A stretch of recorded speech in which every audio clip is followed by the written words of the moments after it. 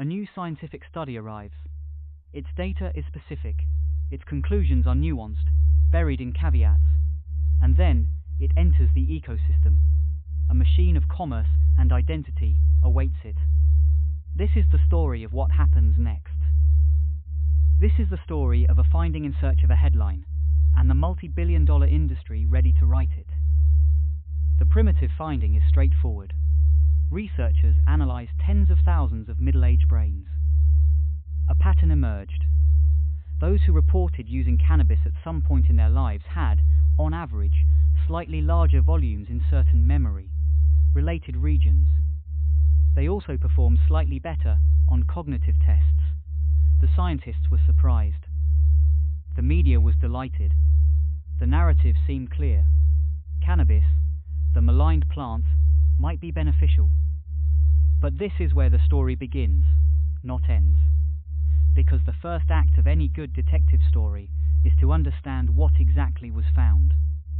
And more importantly, what exactly was consumed. Here is the system's first fracture. The study asked about lifetime use. For a 55-year-old in this database, lifetime use is a relic. It's the occasional joint of the 1980s from a plant that contained a fraction of the psychoactive compound THC that modern engineered products do. The study is not about today's cannabis. It is an archaeological study of a different substance that happens to share a name. And then, the healthy user effect. The people in this database are not a random sample. They are volunteers for long-term health research, a group likely more health-conscious, socially stable. Did cannabis cause better brain health? Or did people with inherently better life trajectories simply be more likely to have experimented casually in their youth? The study's design cannot answer this.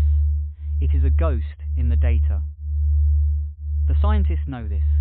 They plead for nuance. But nuance is brittle. It is the first casualty when a finding meets a market. This is not an accident. It is an engine. We can call it the policy commercial research feedback loop. Legalization triggers a gold rush. The new industry must expand beyond its traditional base. It eyes a massive, lucrative demographic, aging adults with disposable income and health concerns. But a barrier exists. The deep-seated cultural narrative of cannabis as harmful, especially to the mind. So, the market needs a new narrative. And along comes a study, rigorous, academic, reputable, that can be stripped of its context, its caveats, its history, and be used as a foundational myth. The loop is complete. Science is not being falsified, it is being fractionally distilled. Only the most profitable compounds of truth are extracted and sold. We have seen this play before. It is the story of tobacco, of opioids, of 1,000 products where the question subtly shifts from, is this harmful, to how can it be beneficial? The focus of research itself migrates, following the money, from protecting the vulnerable to exploring benefits for the lucrative. So, what is the toolkit? How do you interrogate the next startling headline? You ask the questions the system hopes you'll forget. Separate the finding from its time capsule. Always look for the hidden population, the healthy user, the privileged subject, that might explain the result. Follow the narrative to its destination.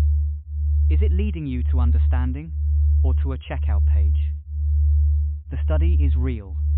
The data exists. But in the ecosystem, it becomes something else. A weapon in a battle for your perception. A tool in the construction of a new, commercially friendly reality. Your defense is to see the loop, to break the spin, and to hold on to the fragile, complicated truth.